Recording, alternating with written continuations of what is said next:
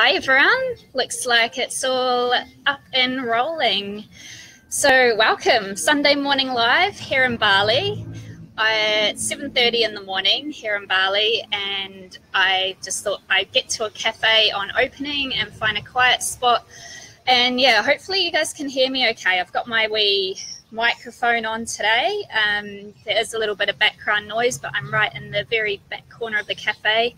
And I thought nobody would be up and about at 7:30 but on a Sunday morning, but apparently people are in Bali. It's a very bustling place, and yeah, so far I've found it quite difficult to find good quiet spots to do live video. So I'm still working on that one, so hopefully you can hear me today.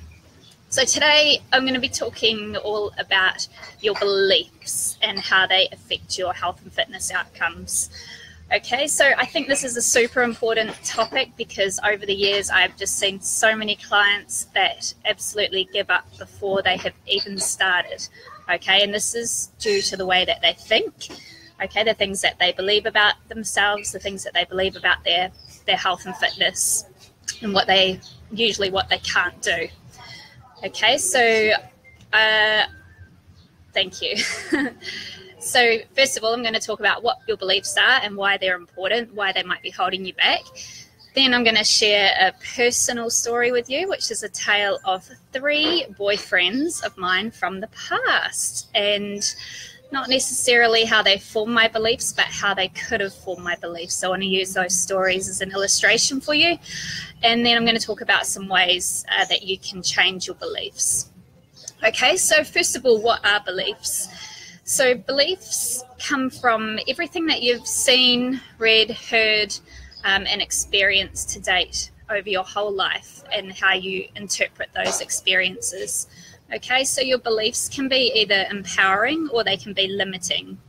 So an example of an empowering belief, about health, fitness, your body is something like, I'm fit, healthy, and awesome, or I can lead a fit and healthy lifestyle. Even if you say I have the ability to be really fit and healthy, even if I'm not quite there yet, it still shows that that's your belief. You believe that you can have a fit and healthy lifestyle, versus limiting beliefs such as I've never been able to do that, or common limiting beliefs around one's body might be, I've always been big boned, or I've always been overweight, for example.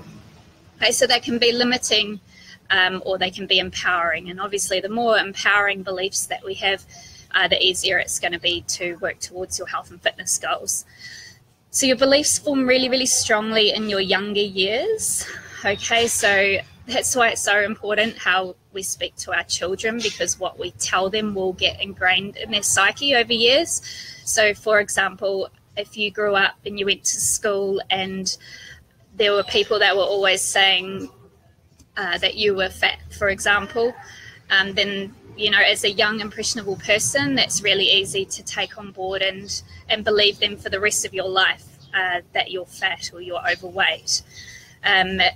So that your beliefs could come from, those sort of repeated comments, or they could even come from a single comment that stuck really strongly with you. So, for example, maybe your mum let something slip about how she thought your thighs looked big in something that you were wearing, and you took that on board and you decided from that point on that you had fat thighs.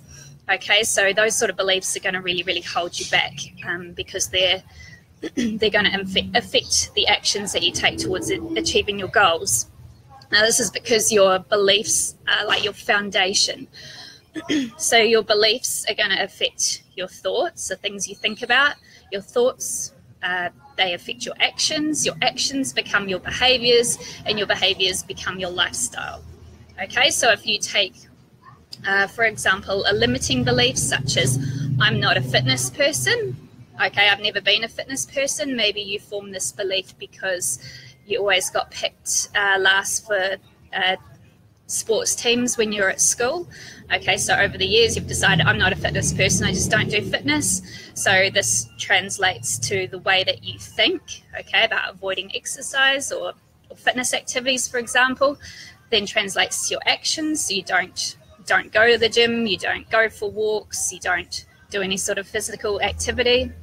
Over time, that becomes a behaviour, so you have more of a sedentary, exhibit more sedentary style behaviours, and then before you know it, you're in a what we call a couch potato lifestyle, okay, versus a belief.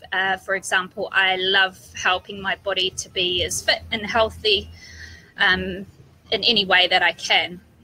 Okay, so if that's your belief and those are your thoughts, then your actions will be that you will take fitness opportunities, you will get activity into your day when you can. When you repeat those often enough, they become behaviours, and then suddenly you have a healthy and fit lifestyle. Okay, so that's a bit about your beliefs and where they come from, and hopefully you can understand how they might hold you back from achieving your goals.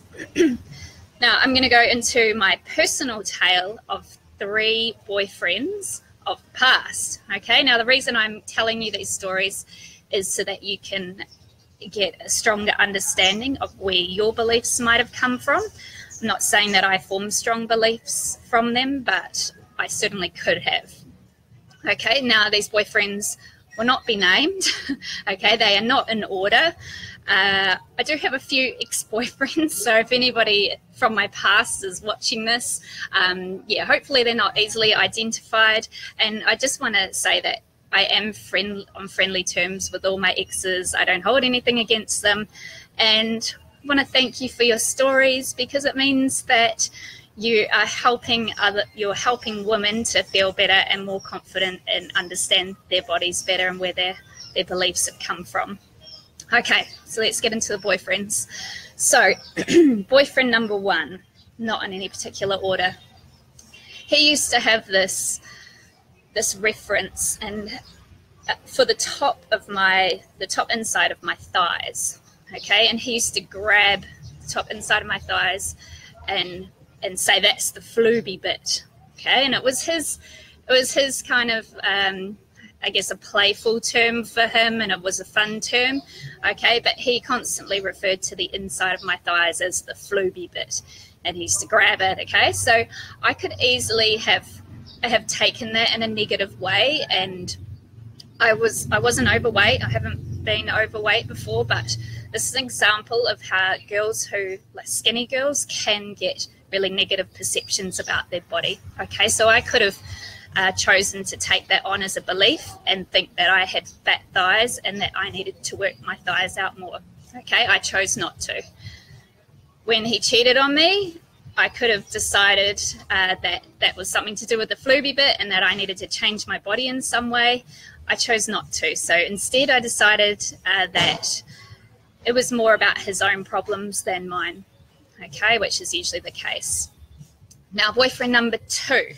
Okay, so what he used to say to me was, you have such a great natural physique, and I don't know why you don't try harder, because you could be in one of those fitness competitions where they have really low body fat, and you could be on stage and all this. And I find it so frustrating because I try so hard, and I can't get anywhere near that. So he's like, you have a good natural physique and you just let it all go, basically, and you don't try hard enough. Okay, so I could have taken comments like that, and I could have leaned into obsessive behaviors like he did.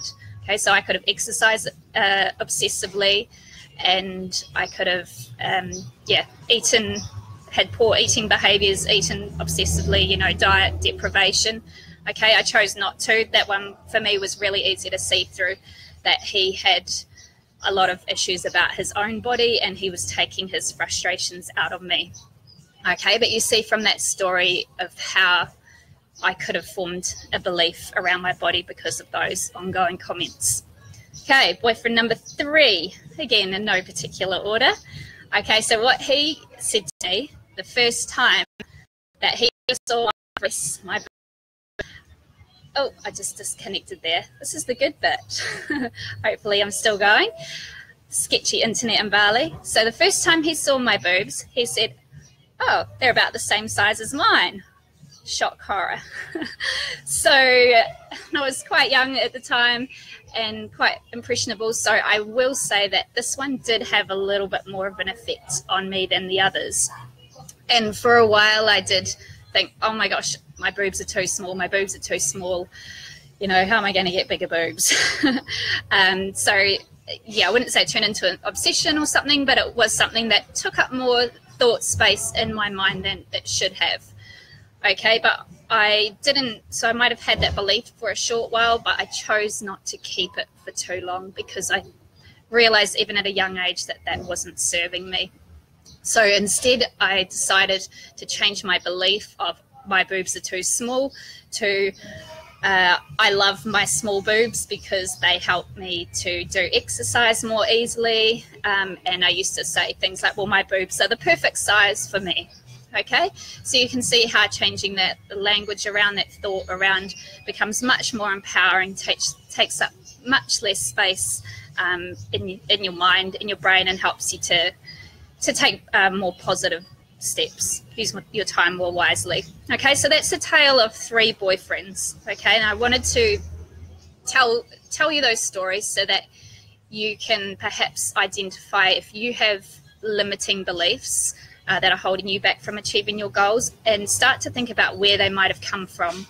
Okay, another couple of examples that I've seen that are not me, but I've seen it in the ballet dancer that was told by her ballet teacher, very, very sadly, that her thighs weren't made for dancing.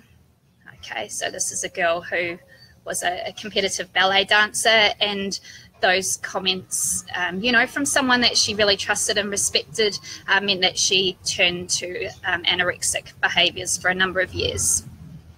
Okay, and I have also seen it in a client who was told over and over again by her mother that she was the fat sister. Okay, and so she believed that for, the greater part of 30 or so years. Okay, so that had a really, really big impact on the actions that she did or didn't take towards improving her own health and fitness. And for her, it took not going back to stay with her mum. Like she could have sort of got in the pattern of going back and staying at home, and the same thing would still happen. So those all those subconscious thoughts would come to the surface and really start affecting her again. And I was like, wow, it's obviously not a good environment for you to be living in. Okay, so those are just examples of examples that are either my personal examples or ones I've come across over the years of training clients. And I just can't stress enough how important it is to figure out what your beliefs are and how they might be holding you back. Okay, so this brings me to my final point, is the ways to start changing your beliefs. Okay, so first of all, you need to identify what you believe about your own health and fitness, what you believe about your body. Okay, write down what you think your beliefs are, and then what you need to realize is that it is a slow process to change them. As I mentioned earlier, your beliefs have come as a result of everything that you've seen, read, heard, experienced today over the course of your lifetime. They are ingrained very, very deep in your subconscious thoughts. So they are going to take a little bit of work to change. Okay, as a first tip, I would say start with positive self-talk. Be kind to yourself. So often we say things to ourselves that we would never say to anyone else. For example, I'm fat, I'm overweight, I'm fit, I can't do this. Okay, and you wouldn't say that to other people, so don't say it to yourself. Okay, so start using kinder words. Okay, start saying I am fit, I am healthy, or at least I can be fit, I can be healthy. Even if you say I'm not fit and healthy, but I will be, or I'm working on being fit and healthy, is better than I'm not fit and healthy. Okay, start using positive affirmations. Okay, so it's positive affirmations in the morning, throughout the day, journal writing, things like that are going to really help you to start changing your beliefs. Hi Sarah, how you doing? yeah, whatever works for you, journal writing, but you've just got to start working on getting into that positive mindset. I'd also recommend personal development podcasts and books, and, to take it a step further, something like EFT or working with a one-on-one coach like me, for example.